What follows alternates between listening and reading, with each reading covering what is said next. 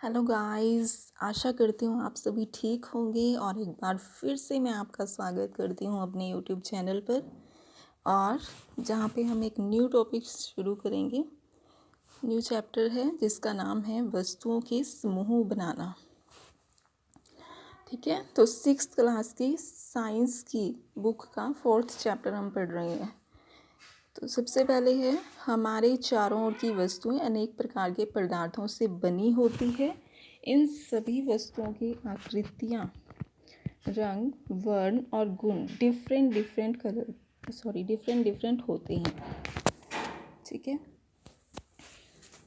हमारे चारों ओर की वस्तुएं एक या एक से अधिक पदार्थों से बनी होती हैं।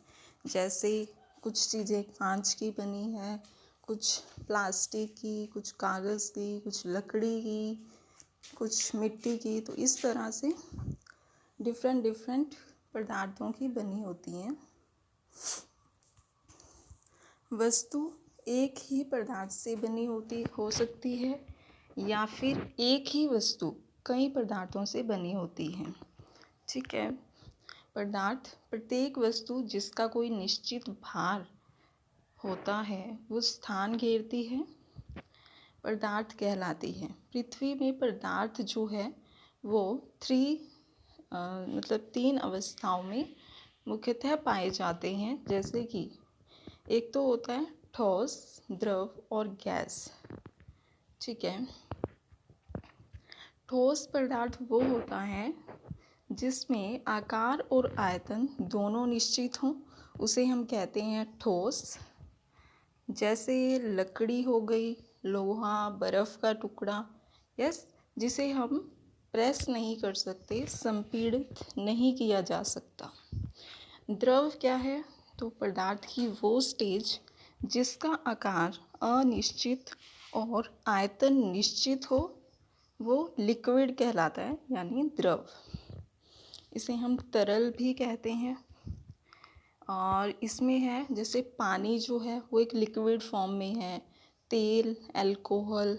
ओके, उसके बाद है गैस, पदार्थ की वो स्टेज जिसका आकार और आयतन दोनों अनिश्चित हो।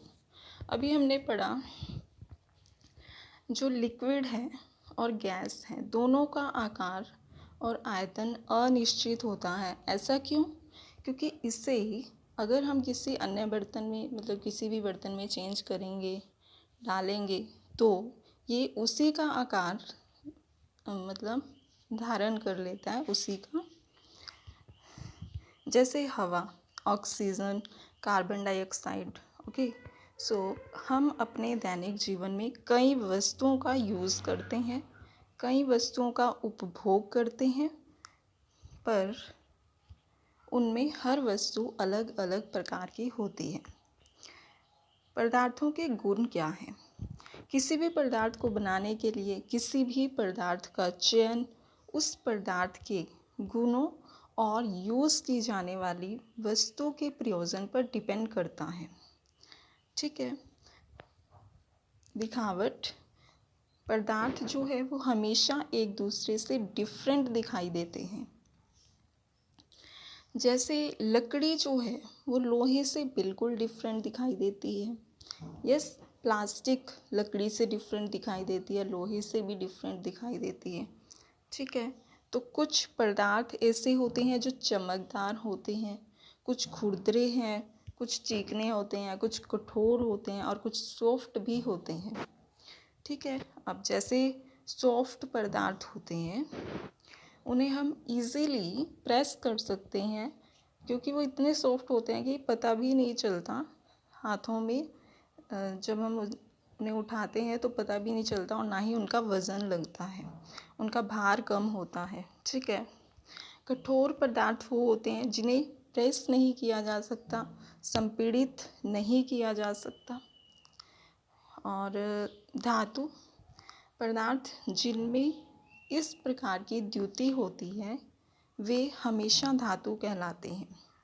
जैसे लोहा एक धातु है, तांबा, एल्युमिनियम, सोना आदि।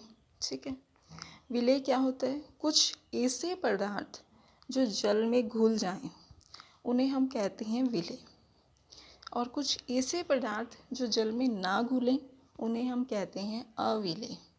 बट विलेय क्या होता है? जैसे पानी में अगर हम नमक डालेंगे तो वो घुल जाएगा, इट मीन दैट इज़ विलेय। बट अगर हम पानी में धूल ऐड करेंगे तो वो उसमें घुलेगी नहीं। क्यों नहीं घुलेगी? क्योंकि धूल की जो डेंसिटी है, घनत्व है, वो पानी के घनत्व से कम होती है और इसलिए धूल पानी के ऊपर तैरती रहती है और वो उसमें मिक्स नहीं हो सकती। तो इसका मतलब वो चीज़ क्या है? अविलेय। ठीक है। पारदर्शिता पदार्थों का वह गुण जिसमें वह प्रकाश को स्वयं से पार जाने की अनुमति देते हैं। ठीक है। पारदर्शी क्या होता है? ऐसे पदार्थ जिसके आर पार इजीली दिखाई दिया जाए। मतलब मान लीजिए एक कांच है, ठीक है, तो अगर उसमें से अगर हम लाइट मतलब मारेंगे लाइट, तो लाइट जो है वो उसके उस पार इजीली पहुंच सकती है। ठीक है, तो उसे हम कहते हैं पारदर्शी पदार्थ। ठीक है। जैसे कांच लिया, जल और वायु, उसके आर पार क्या है? देखा जा सकता है। ठीक है, उसे हम कहते हैं पारदर्शी। बट अपारदर्शी इसके ऑपोजिट होता है, क्योंकि अपारदर्शी वो पदार्थ होते हैं जिसके आर पार नहीं देखा जा सकता। ठीक है। इसमें मान लीजिए एक पेपर है, तो पेपर के आर पार हम नहीं देख सकते। कोई लकड़ी की दीवार या कोई भी सीमेंट की दीवार है, उसके आर पार हम नहीं देख सकते। या फिर कोई भी धातु है, ठीक है, तो उसके आर पार हम नहीं देख सकते। तो इट मीन वो चीज़ अपारदर्शी है। बट पारभासी क्या होता है?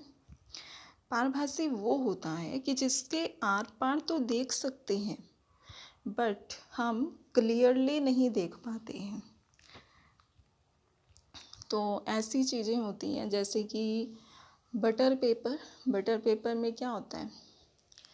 मान लीजिए एक पेपर है और उसके ऊपर ऑयल लगा हुआ है, ठीक है, तो अगर हम उसके आर पार देखना चाहेंगे तो वो हमें क्लियरली दिखाई नहीं देगा। हालांकि थोड़ा थोड़ा सा दिखाई देगा, बट क्लियरली दिखाई नहीं देगा।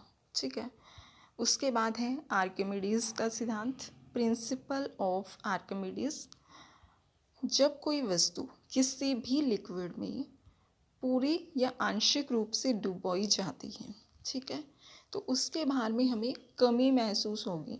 हमें ऐसा लगेगा कि इसमें वजन ही नहीं है, मतलब इसमें भार ही नहीं है। तो भार में यह आभासी कमी वस्तु द्वारा हटाए गए द्रव के भार के बराबर होती है। ठीक है, इसे ही हम कहते हैं आर्किमिडीज़ का सिद्धांत। और इसके अनुप्रयोग निम्न प्रकार से हैं। जैसे लोहे की बनी छोटी गेंद हमने ली, ठीक है, और वह गेंद पानी में डूब जाती है।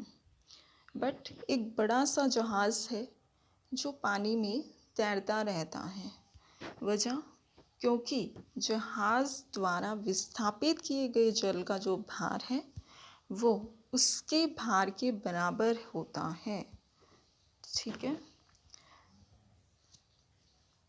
मतलब ये कि जो नाव है, जहाज़ है बड़ा, उसका जो सरफेस एरिया है वो ज़्यादा है और जो गेंद का सरफेस एरिया है वो कम है, इसलिए वो डूब जाती है। और जिसका सरफेस एरिया ज़्यादा होता है तो वह तैरती रहती है। ठीक है, तो आज के लिए इतना ही। ओके, फिर कल मिलते हैं नए टॉपिक के साथ। Bye bye, take care.